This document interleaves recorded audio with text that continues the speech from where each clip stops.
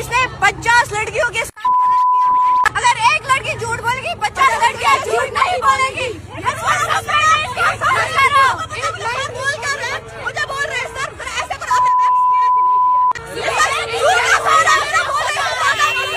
हाँ वो अरेस्ट हो गए हैं अभी। देखो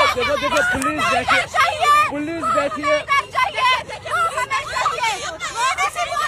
आपको इसके अलावा चाहिए क्या?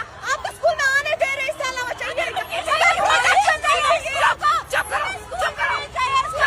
सुनो, एक 9th की छोटी बच्ची थी, छोटी हमारी छोटी बहन थी, उसको मेन टीचर बोल रहे हैं, जस्ट में बोल रहे हैं कि डबल दुपट्टा किधर है?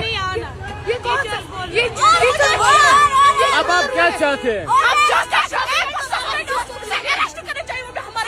पुलिस बोल रही है